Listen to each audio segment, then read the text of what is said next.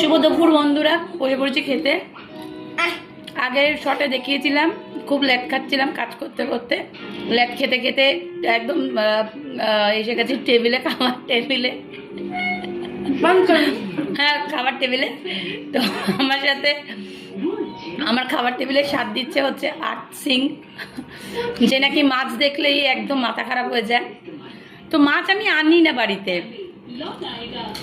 তো খাচ্ছি হচ্ছে এটা কি মাছ রে? আর এটা হচ্ছে ইলিশ মাছের বাচ্চা, খয়রা মাছ, সর্ষে দিয়ে মা বানিয়েছে।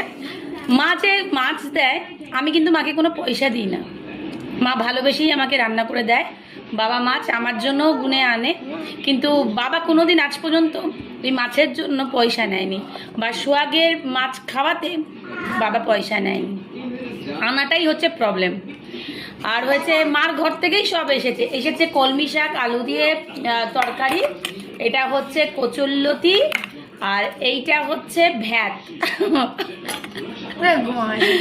আমি করেছিলাম ডিমের, ও বলেছিল ডিমের পোচ খাবে। আর পোচ তাহলে কি খাবি? হাফ বয়েল খাবে, তুমি না বসো। ও খাবে হাফ বয়েল, কিন্তু আমি হাফ বয়েলটা করতে পারিনি, হয়ে গেছে ভ্যাট। তো আমি আর খেতে বসেছি, সোহাগকে আগেই খাইয়ে দিয়েছি। মনটা বলছি না, মানে তোমরা এই ভাঙা রেডিও শুনতে শুনতে তোমাদের এমন অবস্থা হয়েছে যে শম্পা বা কুটানের ভিডিও মানে ইউটিউবে আসলেই মানে একটাই কথা বলে যে মনটা ভালো নেই, মনটা খুব খারাপ। তো মনটা ভালো নেই, সত্যি মনটা ভালো নেই।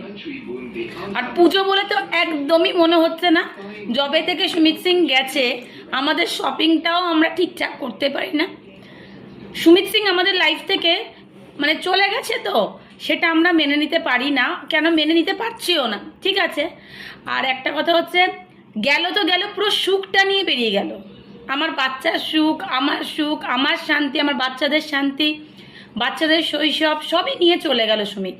কেন বাড়ির বটগাছ যদি শীতদ্বারা ঠিক না থাকে, বাড়ির কর্তার যদি শীতদ্বারা ঠিক না থাকে, তাহলে আমরা চারা গাছ কার তলায় গিয়ে দাঁড়াবো?